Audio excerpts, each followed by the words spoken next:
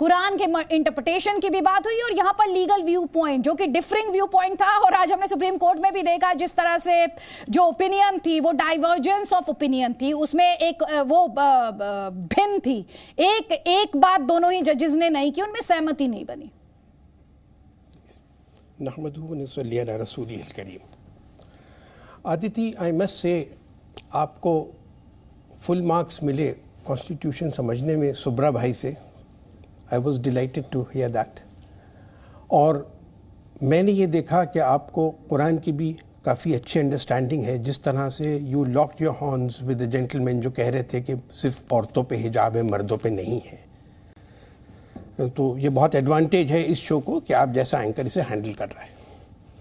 At the outset मैं सुब्रा भाई के लिए I have lot of regard for him.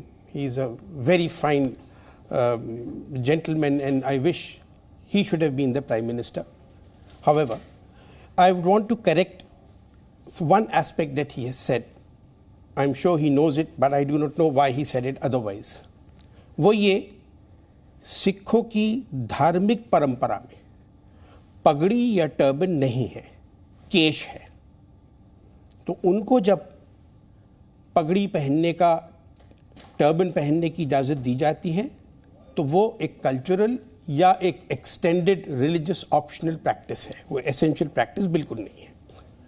ये तो एक करेक्शन नोट मुझे देना था। एज ए जूरिस्ट मैं ये ज़रूर कहूँगा, द एंटायर हिजाब debate is a storm in the tea cup. मुझे सुप्रीम कोर्ट ऑफ इंडिया के जुरिस्डिक्शन के वकील होते हुए एम्बैरसमेंट है, शर्म आती है कि हमारे सुप्रीम कोर्ट को जी इस वक्त इस तरह के नॉन इश्यूज को डील करना पड़ रहा है, बजाय और जो हमारे हिंदुस्तान के लिए जो प्रेसिंग इश्यूज थे। बहरहाल समाज का एक वो तकाजा है तो डील करना है। आपने रीजनेबल रिस्ट्रिक्शन के बारे में बात करी। Cultural expression, religious freedom, personal expression, इन सब पे कॉन्स्टिट्यूशन ऑफ इंडिया ने रीजनेबल रिस्ट्रिक्शन लगाया है जी। सवाल ये उठता है, where are the limits to reasonable restriction and what is a reasonable restriction? इसको answer supreme court of United states ने किया, जो कि अमेरिकन जूरिस्प्रूडेंस का बहुत बड़ा हिस्सा बन गया, जिससे हमें मार्गदर्शन मिलता है।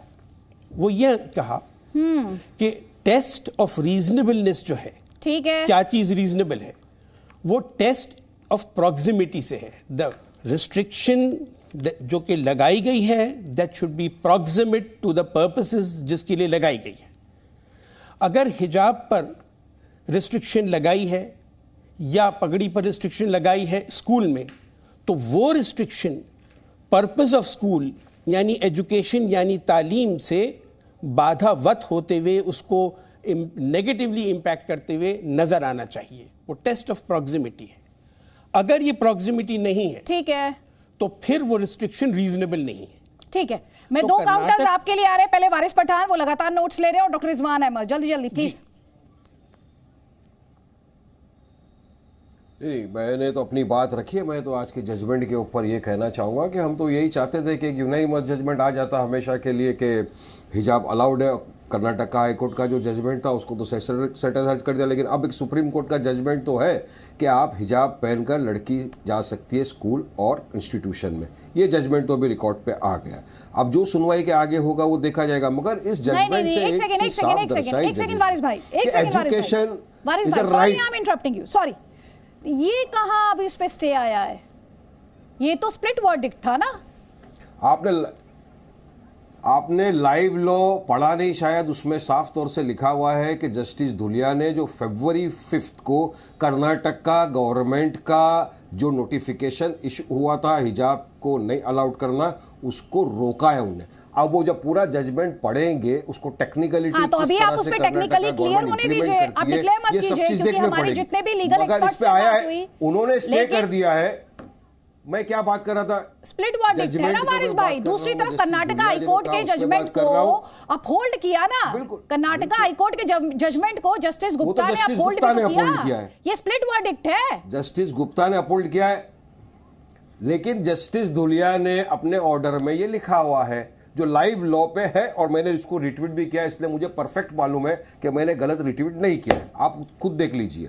अब देखना है इसको टेक्निकली किस तरह से इंप्लीमेंट किया जाएगा। अब जब मैटर जब जाएगा चीफ जस्टिस के पास, जब जस्टिस साहब इसको एक 3 जज का बेंच बनाएंगे या कॉन्स्टिट्यूशन बेंच बनेगा जिसपे भी इसकी आर्ग्यूमेंट होगा, तो पहले शायद इस पॉइंट के ऊपर आर्ग्यूमेंट हो सकता है कि जो ये ऑर्डर है क्या इसको कंटिन्यू करा जाए पेंडिंग द हियरिंग, क्या ये ऑर्डर को साइड में सेट असाइड किया जाए, इसके ऊपर भी एक हियरिंग होगा। मगर आज का जो जजमेंट आया है स्प्लिट वर्डिक्ट है। देखिए 209 पेज का जजमेंट है आदित्य जी, आपके और मेरे लिए 1 घंटे में पढ़ना तो ह्यूमनली पॉसिबल नहीं है। अब उसको पढ़ के प्रॉपर इंटरप्रिटेशन करना भी बहुत जरूरी है। हम जो इंटरप्रिटेशन कर रहे हैं आज वो live law, bar and bench और मीडिया, ये तीनों की बुनियाद के ऊपर जो हमको समझ में आया हो। लेकिन वहां पर भी अभी रिजवान भाई ने एक बात बताई कि यूनिफॉर्म है, ठीक है, उसके ऊपर एक दुपट्टा है वो पहनिए। मैं ये बताना चाहूंगा कि रिजवान भाई, आर्ग्यूमेंट हुआ था सुप्रीम कोर्ट में लॉयर्स के थ्रू।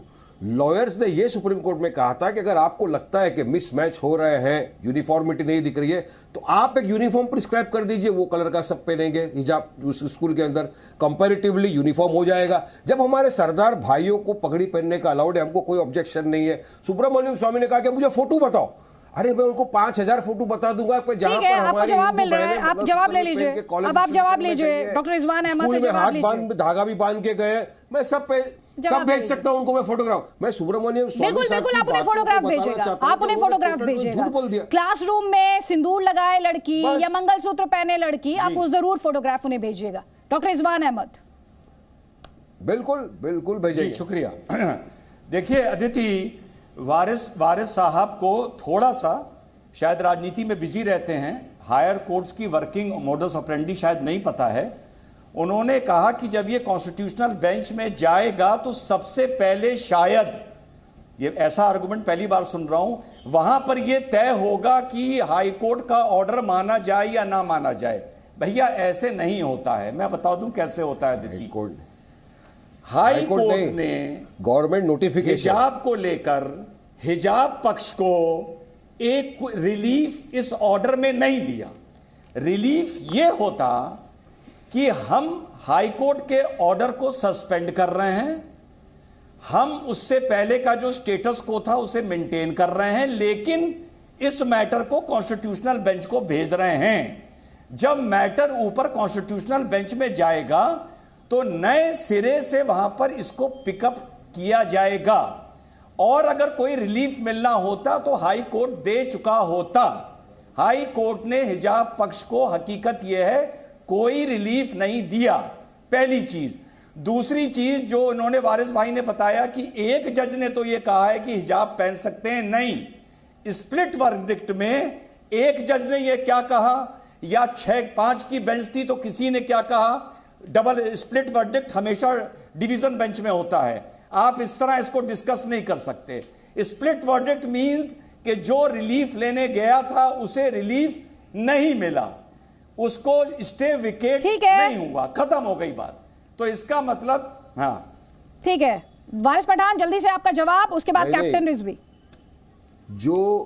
जो रिलीफ लेने गए थे उनको एक जज ने रिलीफ दिया है और दूसरे जस्टिस ने उसको खारिज कर दिया है। ऐसे नहीं होता वारिस भाई। जजमेंट को जो चैलेंज किया था लड़कियों के परशकारों ने, सुनिए पेशकारों ने, तो अब से सुप्रीम कोर्ट के जजिस ने किया है, उसमें मैं और आप क्या कर सकते हैं। सुप्रीम कोर्ट ने जजिस ने कहीं पर ये वर्ड यूज किया है क्या, in the mean time status को टू बी मेंटेन। अब ये पढ़ना पड़ेगा अगर लिखा है उन्होंने तो, मैं पहले ही बताया ना। नहीं, आप मुझे वो हिस्सा बताएं वारिस भाई, इस पर क्लैरिटी मिल जाएगी। आप इस पे क्लैरिटी मिल जाएगी वारिस भाई, बहुत सिंपल है। आप जस्टिस दुलिया की बात कर रहे हैं, आप जस्टिस दुलिया का ऑपरेटिव उनके ऑर्डर का वो अंश बता दीजिए हमारे दर्शकों को, बहुत क्लैरिटी मिल जाएगी, या जिसको भी आप कोट कर रहे हैं।